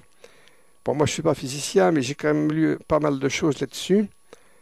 Et en France, on connaît très bien toutes les théories notamment de Jean-Pierre Petit sur la MHD. Moi, je ne suis pas hostile à la MHD, mais quand j'en parle avec des physiciens, ils sont généralement d'accord pour dire que ça ne suffit pas. C'est pas suffisant. Enfin, il y en a qui s'y accrochent, mais on voit bien que ça ne peut pas expliquer les accélérations fulgurantes, et puis surtout, ça ne peut pas marcher dans l'espace. Donc, il y a autre chose. Et moi, je suis tout à fait convaincu qu'en réalité, il y a... Bon, puis il y a aussi des témoignages, des témoins qui sont irradiés à proximité des ovnis et des choses comme ça. Et il y a une autre théorie qui s'est développée depuis longtemps. Bon, il y a eu déjà des auteurs français, le lieutenant Plantier qui avait proposé cela il y a très longtemps. Et il y a un ingénieur physicien américain, Paul Hill, qui a fait tout un livre là-dessus, sur l'hypothèse de l'apesanteur par antigravitation, en fait, d'un système génération antigravitationnelle. On ne sait pas du tout comment ça marche. Ça implique des quantités d'énergie considérables, hein, sans aucun doute. Incidemment, les gens qui craignent qu'on soit victime d'une pénurie d'énergie sur la planète Terre dans 50 ans, à mon avis, il ferait bien de s'intéresser à ça, parce que il y a des ovnis qui se promènent, on ne sait pas comment ça marche. Ils sont capables de rester 2 heures en l'air et puis de partir à une vitesse fantastique. Avec quelle énergie ils font ça? On n'en sait rien du tout. Mais on a quelques petites idées. Donc je parlais d'antigravitation, mais ce n'est pas de l'énergie, c'est une utilisation d'une énergie colossale. Mais comme source d'énergie, on a quelques idées là-dessus. En physique fondamentale, on parle de plus en plus de l'énergie du vide. Alors c'est un thème qui est utilisé couramment dans la science-fiction, mais souvent la science-fiction elle a juste quelques décennies d'avance. Vous savez que dans la série, on les voit dans la série Star Trek, Stargate surtout, il y a ce qu'on appelle le 2PZ. C'est un magnifique morceau de plastique coloré qui est censé être un générateur d'énergie qui puise l'énergie du vide, l'énergie du point zéro. Mais cette énergie, elle existe. Son existence a été prouvée il y a déjà 60 ans, hein, par les physiciens. Et ça rejoint aussi des théories d'astrophysique fondamentale, de structure de l'univers, des galaxies. On sait qu'il y a une énergie colossale qu'on ne voit pas, qui est l'énergie sombre ou noire, etc. Donc, ce que je veux dire là, c'est que, et il y a aussi un autre aspect, c'est qu'on est au bord de nouvelles spéculations, de nouvelles découvertes en physique fondamentale, et qu'il est hautement prématuré de dire que les ovnis, ça ne peut pas fonctionner parce que c'est impossible. On n'en sait rien du tout, en fait. Il y a aussi d'autres aspects, c'est l'univers parallèle. Il y a des théories comme les supercordes où on parle de cela. Et c'est dans les universités les plus avancées qu'on étudie cela aujourd'hui. Voilà. Gilles Dabordé, nous allons faire une respiration musicale et nous passerons à la conclusion de cette émission de présentation de votre nouveau livre paru aux éditions JMG, OVNI vers la fin du secret. Gildas, nous arrivons près de la conclusion de cette émission, que je vais vous laisser entamer cette conclusion. J'ai quelques questions à vous poser, mais je vous laisse la parole. Oui. Alors, pour conclure un petit peu sur cet énorme dossier, bon d'abord, il est énorme, il est très lourd, il est passionnant, et il nous ouvre des perspectives énormes sur moi ce que j'ai envie d'appeler notre seconde mutation cosmique. Voilà, je reviens un petit peu là-dessus, c'est-à-dire on a vécu pendant des siècles et des millénaires sur l'idée que voilà, nous étions au centre de l'univers. Bon, il y avait des ténèbres extérieures avec des monstres, hein, comme le croyaient les légendes mythologiques. Et puis, voilà, mais on maîtrisait à peu près la question. Il y avait le ciel et la terre. Il y avait l'enfer pour les méchants à la fin des temps. Tout ça, c'était assez stable, c'était bien stratifié. Tout. Il y a eu une première mutation cosmique, c'est le choc de l'héliocentrisme. C'est la découverte de Copernic, confirmée par Galilée, les astronomes. La Terre est une petite boule qui tourne autour du Soleil. Et en plus, il y avait ce qu'on appelait la sphère des fixes à l'époque, c'était les étoiles fixes. On pensait qu'il y avait une coque sur laquelle gravitaient les étoiles et que ça nous protégeait un petit peu. On était encore protégé par cette espèce de sphère des fixes, comme on l'appelait. Elle a explosé à l'époque de Galilée, parce Galilée et ses collègues ont braqué leurs premières lunettes, et puis ils se sont aperçus que la Voie lactée, c'était des millions d'étoiles. Ils ont pu voir les étoiles. Et ils ont compris que c'était absolument gigantesque. Donc ça, c'est le premier choc cosmique. Dès cette époque-là, et même avant, on pensait aussi à l'existence d'autres civilisations, mais c'était très loin. Et y a-t-il d'autres êtres? Oui, il y a des théologiens tout à fait réputés qui l'ont dit à l'époque. Oui, bien sûr. Bon, il y en a un qui a eu des gros ennuis, c'était Giordano Bruno, mais c'était parce qu'il était hérétique par ailleurs. Mais il y avait un autre théologien du Vatican qui s'appelait le cardinal de Cuse, qui lui a dit pratiquement la même chose. Oui, il y a probablement des êtres extraterrestres, mais il n'a pas du tout été ennuyé parce qu'il a su enrober les choses avec plus d'habileté. Et on en a discuté dès le XVIIe siècle. Il y a un auteur, Fontenelle par exemple, qui a écrit un livre sur la pluralité des mondes habités. C'était un thème assez aimable de discussion philosophique, disons. Hein. Voltaire a mis en scène un géant extraterrestre, etc. On aimait bien ces histoires. Mais là, au XXe siècle, il s'est passé deux choses. C'est que d'abord, la science est devenue très rationaliste, très agressive, très anti-religieuse, si on veut. Donc là, il y a eu une sorte de rigidification de la pensée intellectuelle et scientifique qui s'est accompagnée de l'idée que nous étions seuls dans l'univers, parce que le hasard et la nécessité, etc., vous savez, le livre de Jacques Monod, faisait que c'était tellement improbable l'apparition de la vie que nous étions sûrement seuls dans l'univers. Or, voilà que arrivent les ovnis, et c'est quoi ça? C'est peut-être le début d'un deuxième choc cosmique avec l'idée que non seulement nous ne sommes pas seuls, mais qu'ils sont là, qu'ils nous connaissent et que certains nous visitent depuis longtemps. Alors ça, c'est une autre histoire. Gilles Dabordé, sur ce phénomène OVNI, selon vous, depuis le temps que vous enquêtez sur le sujet, est-ce que plus on enquête, plus on en sait ou moins on en sait? Plus on enquête, plus on en sait. Alors là, je suis tout à fait affirmatif. Non, attendez, moi je prêche pas du tout l'ignorance, là. Au contraire, quand on ne comprend pas bien, il faut étudier davantage. Et bon, moi, pour ma part, je vais quand même lever le pied un peu parce que j'ai l'impression d'avoir suffisamment acquis de connaissances pour avoir quelques idées, avec encore beaucoup d'interrogations. Mais j'ai le sentiment d'avoir quand même une obscure clarté, n'est-ce pas, qui tombe des étoiles, et de commencer à comprendre certaines choses. Par exemple, ce que je viens de vous dire, c'est qu'ils sont là, ils nous observent, ils nous surveillent. notre époque est très spéciale, ça explique la multiplication et la monstration progressive de ces extraterrestres. C'est que nous sommes en train d'arriver à l'âge adulte. Hein. Il faut qu'on fasse cette mutation. Il faut qu'on passe ce cap. C'est selon vous ce qui explique une levée, une fin du secret, ce passage à l'âge adulte et peut-être les technologies qui font que l'information passe plus rapidement. Et il y a tout un faisceau d'événements qui... Il y a tout un tas de raisons. Celle que je viens de dire qui est une raison un peu philosophique, il faut qu'on évolue. Et il y a des extraterrestres qui nous poussent un petit peu à le faire. Peut-être qu'ils vont nous pousser d'ailleurs plus vigoureusement, on va voir. Hein. Ils vont peut-être se montrer un peu plus encore. Et puis il y a deux partenaires dans ce jeu. Il y a nous, les humains, et puis il y a eux. Il y a l'agenda des aliens. S'ils se montrent, s'ils ne voulaient pas se montrer du tout, nous ne serions pas en train d'en parler. Il n'y aurait rien. Nous en parlons parce qu'ils ont décidé de se montrer à plus grande échelle depuis maintenant 60 ans.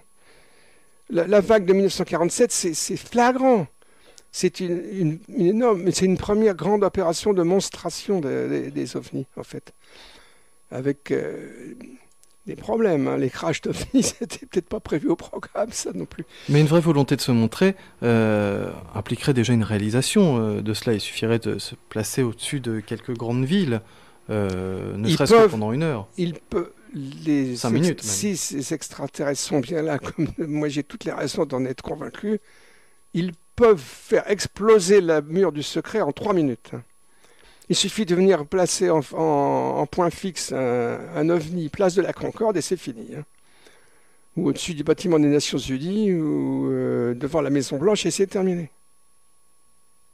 On saura. Cela n'est pas encore pour demain matin, je pense.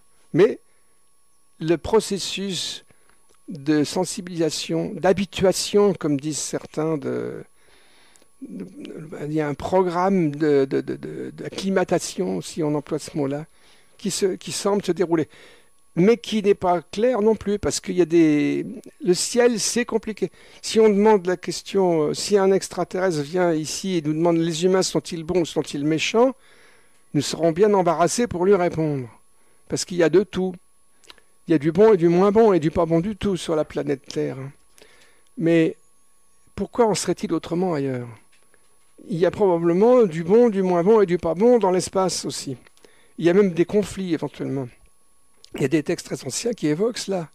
Hein, les textes de l'Inde antique évoquent des conflits entre les dieux, avec des descriptions d'effets d'armes nucléaires, figurez-vous. Alors, pour revenir à ce que nous disions tout à l'heure, finalement, sur le côté ridicule de certaines manifestations, on pourrait dire, si on suit cette logique, que il y en a certains qui souhaitent véritablement une prise de conscience et d'autres qui s'acharnent à ridiculiser les apparitions pour qu'il y ait un contrepoids et qu'on tienne toujours ce sujet pour justement folklorique. Oui. Il semble bien, c'est même certain, qu'il y a des forces. Il y a des gens qui poussent à la divulgation. On en a évoqué quelques-uns tout à l'heure, tous ces colonels là, qui voulaient faire un film sur la première rencontre avec des aliens. Ça, c'est le côté des gens qui essaient d'avancer vers la divulgation. Il y a eu un nom pour ces gens-là, on a appelé ça la volière aussi, des aviaries. C'était des gens de ces milieux militaires, aéronautiques, qui essaient de pousser à la divulgation. On a cité le colonel Alexander de Leeds, par exemple. Moi, je l'ai rencontré, le colonel Alexander. À mon avis, c'est quelqu'un, il a très mauvaise réputation, mais c'est quelqu'un, en fait, qui essaie d'aller dans le sens de la divulgation. Oui. Et puis, mais il y en a d'autres qui bloquent, qui passent leur temps à tout freiner, qui disent, mais non, il n'y a pas d'extraterrestre. Allez, je ne vais pas être trop méchant, mais il y en a qui vont vous dire, mais non, c'est une force de contrôle, tapis dans une autre dimension, qui nous joue des sales tours, qui nous embrouille. Et moi, je me demande si les gens qui disent des choses comme ça, c'est pas eux qui embrouillent, justement. Gilles Dabordé, tout ça à découvrir et bien plus dans votre livre OVNI vers la fin du secret, paru aux éditions JMG, dans la collection Le Temps Présent. Gilles Dabordé, je vous remercie vraiment d'avoir réalisé cette émission. C'est moi qui vous remercie. Et je vous dis à très bientôt. Eh bien voilà, à bientôt.